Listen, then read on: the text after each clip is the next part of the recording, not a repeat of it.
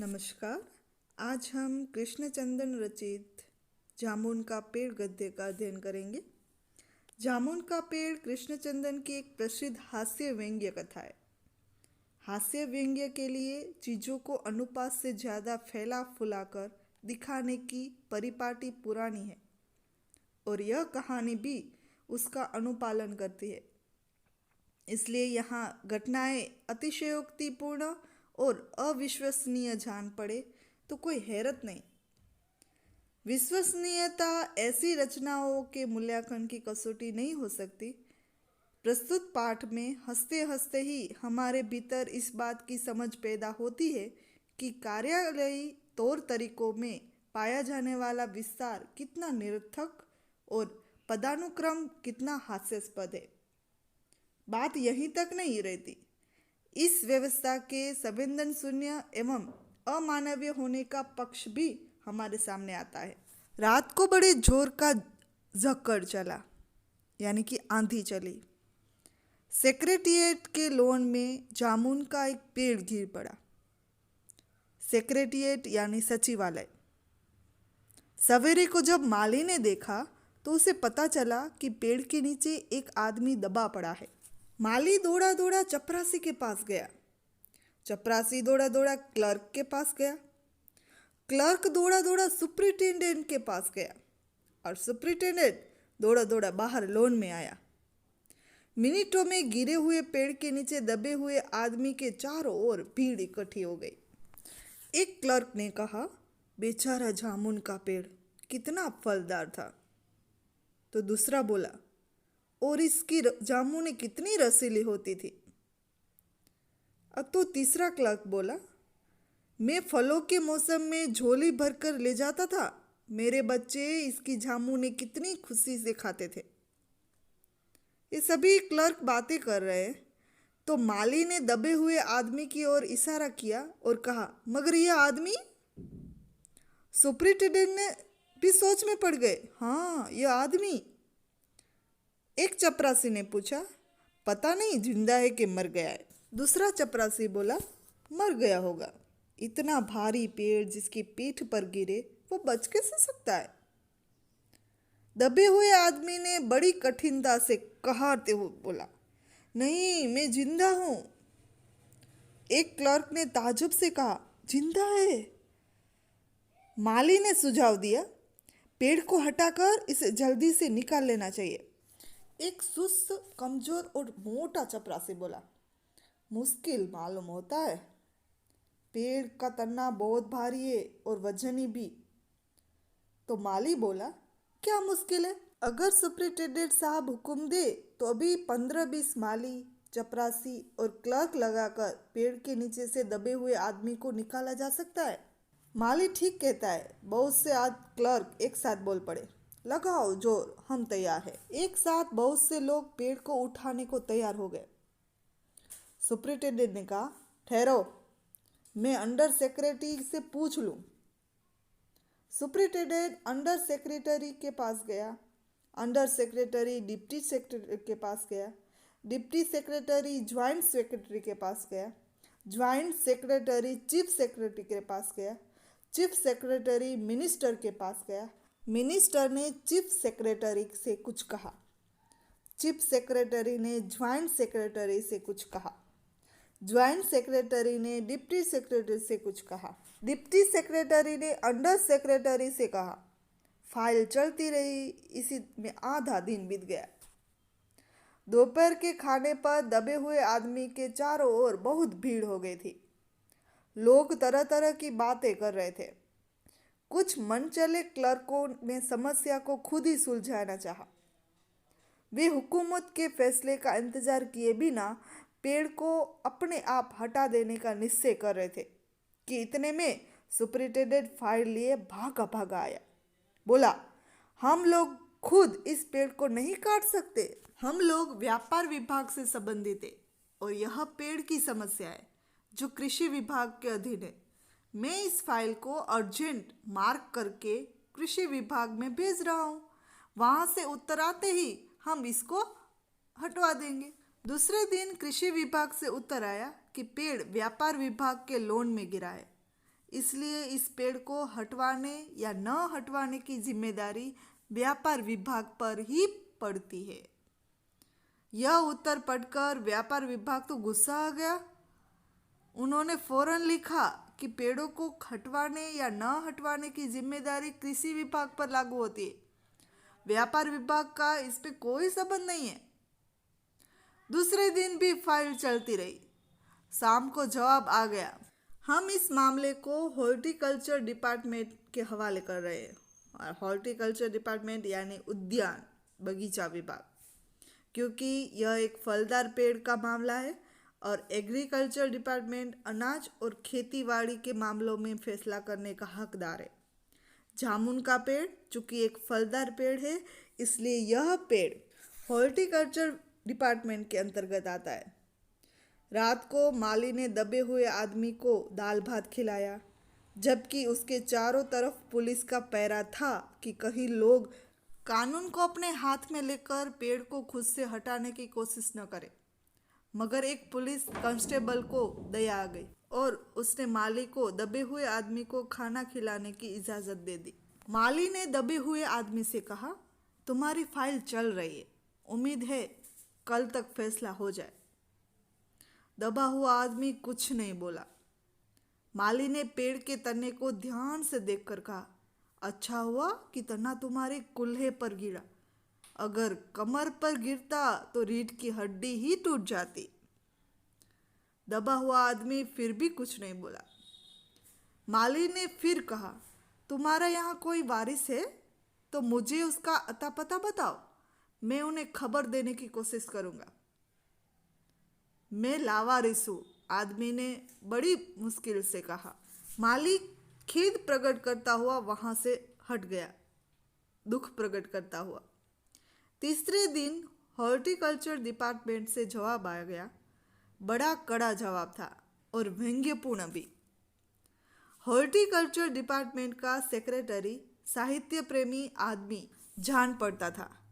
उसने लिखा था, आश्चर्य है इस समय जब हम पेड़ लगाओ स्कीम ऊंचे स्तर पर चला रहे हैं, हमारे देश में ऐसे सरकारी अफसर मौजूद है जो पेड़ों को काटने का सुझाव देते हैं, और वह भी एक फलदार पेड़ को, और वह भी जामुन के पेड़ को, जिसके फल जनता बड़ी चाव से खाती है।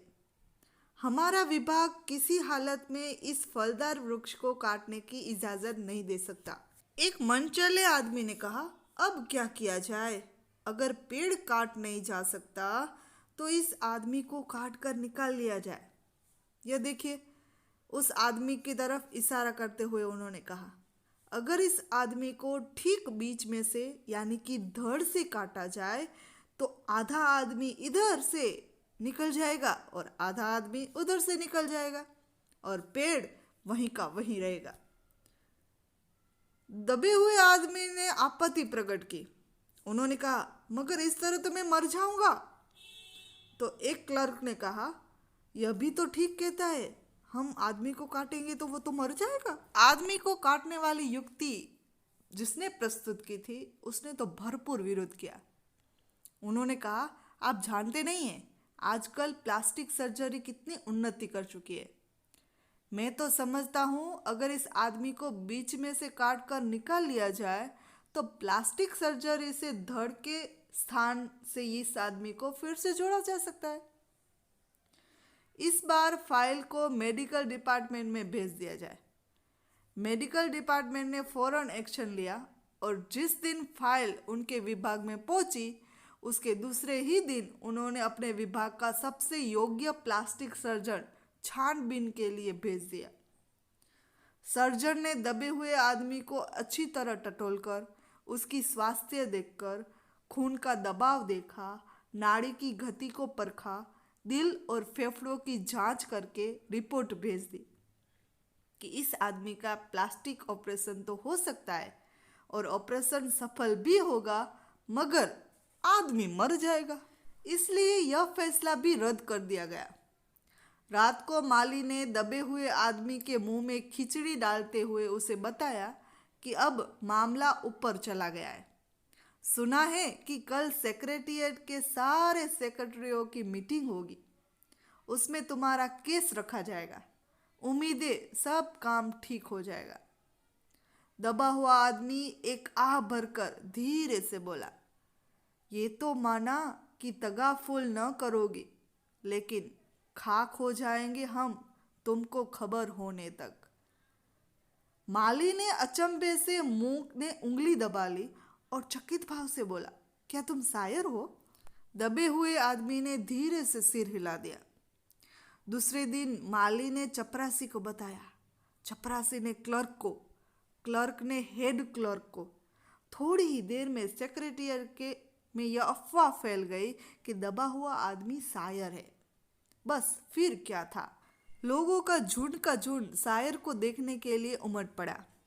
इसकी चर्चा शहर में भी फैल गई और शाम तक गली गली से शायर जमा हुए शुरू हो गए। सेक्रेटरिएट का लॉन भांति भांति के कवियों से भर गया और दबे हुए आदमी के चारों ओर कवि सम्मेलन का सा वातावरण उत्पन्न हो गया। सेक्रेटरिएट के कई क्लर्क और अंडर सेक्रेटरी तक जिन्हें साहित्य और कविता से लगाव था, रुक गए। कुछ शायर दबे हुए आदमी को अपनी कविताएं और दोहे सुनाने लगे। कई क्लर्क उसको अपनी कविता पर आलोचना करने को मजबूर करने लगे। जब यह पता चला कि दबा हुआ आदमी एक कवि है, तो सेक्रेटरिएट की सब कमेटी ने फैसला किया, चूंकि दबा हुआ आदमी एक कवि है, इसलिए इस फाइल का संबंध न एग्रीकल्चर डिपार्टमेंट से है न हॉर्टिकल्चर डिपार्टमेंट से, बल्कि सिर्फ कल्चरल डिपार्टमेंट से है।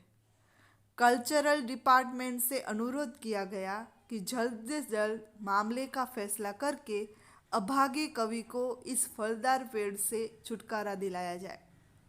फाइल कल्चरल डिपार्टमेंट के अनेक विभागों से गुजरती हुई साहित्य अकादमी के सेक्रेटरी के पास पहुंची। बेचारा सेक्रेटरी उसी समय अपनी गाड़ी में सवार होकर सेक्रेटरिएट पहुंचा और दबे हुए आदमी से इंटरव्यू लेने लगा। उसने पूछा, तुम कवि हो? दबे हुए आदमी ने जवाब दिया, जी हाँ। किस उपनाम से शोभित हो? उपनाम यानी कि असली नाम नहीं, पहचान के लिए दिया जाता है वो। दबे हुए आदमी ने कहा, ओस। सेक्रेटरी जोर से चिल्लाया, ओस? क्या तुम वही ओस हो जिसका गद्य संग्रह ओस के फूल अभी हाल ही में प्रकाशित हुआ है? दबे हुए कवि ने हुंकार में सिर हिलाया। सेक्रेटरी ने पूछा, क्या तुम हमारी अकादमी के मेंबर हो? उसने कहा, नहीं। आश्चर्य है, सेक्रेटरी जोर से चीखा, इतना बड़ा कवि ओस के फूल का लेखक हमारी अकादमी का मेंबर नहीं? उफ, कैसे भूल हो गए हमसे। कितना बड़ा कवि और कैसी अंधेरी गुमनामी में दबा पड़ा है। दबा हुआ जो आदमी था उसने कहा, गुमनामी में नहीं, एक पेड़ के नीचे दबा हूं, कृपया मुझे इस पेड़ के नीचे से तो निकालिए। सेक्रेटरी फौरन बोला, अभी बंदोबस्त करता हूं। फौरन उसने अपने विभाग में रिपोर्ट की। दूसरे दिन सेक्रेटरी भागा भागा कवि के पास आया और बोला, मुबारक हो, मिठाई खिलाओ। हमारी सरकारी साहित्य अकादमी ने तुम्हें अपनी केंद्रीय शाखा का मेंबर चुन लिया है। यह लो चुनाव पत्र। मगर मुझे इस पेड़ के नीचे से तो निकालो, दबे हुए आदमी ने कहार कर कहा। उसकी सांस बड़ी मुश्किल से चल रही थी और उसकी आंखों से मालूम होता था कि वह घोर पीड़ा और दुख में पड़ा है। सेक्रेटरी ने कहा, यह हम नहीं कर सकते, और जो हम कर सकते थे वह हमने कर दिया है। बल्कि हम तो यहाँ तक कर सकते हैं कि अगर तुम मर जाओ तो तुम्हारी बीबी को वजीफा भी दे सकते। अगर तुम दरखास्त दो तो हम वह भी कर सकते हैं। कवि रुक रुक कर बोला, मैं अभी जीवित हूँ, मुझे जिंदा रखो। मुसीबत यह है, हमारी साहित्य अकादमी का सेक्रेटरी हाथ मलते हुए बोला, हमारा विभाग सिर्फ कल्चरल से संबंधित है। पेड़ काटने का मामला कलम दवा से नहीं, आरी कुल्हाड़ी से संबंधित है। उसके लिए हमने फॉरेस्ट डिपार्टमेंट को लिख दिया है और अर्जेंट लिखा है। शाम को माली ने आकर दबे हुए आदमी को बताया, कल फॉरेस्ट डिपार्टमेंट के आदमी आकर इस पेड़ को काट देंगे और तुम्हारी जान बच जाएगी। माली बहुत खुश था। दबे हुए आदमी का स्वास्थ्य जवाब दे रहा था, मगर वह किसी न किसी तरह अपने जीवन के लिए लड़े जा रहा था।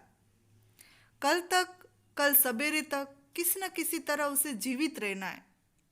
दूसरे दिन जब फॉरेस्ट डिपार्टमेंट के आदमी आरी कुल्हाड़ी लेकर पहुंचे तो उनको पेड़ काटने से रोक दिया गया। मालूम हुआ कि विदेश विभाग से हुक्म आया था कि इस पेड़ को न काटा जाए।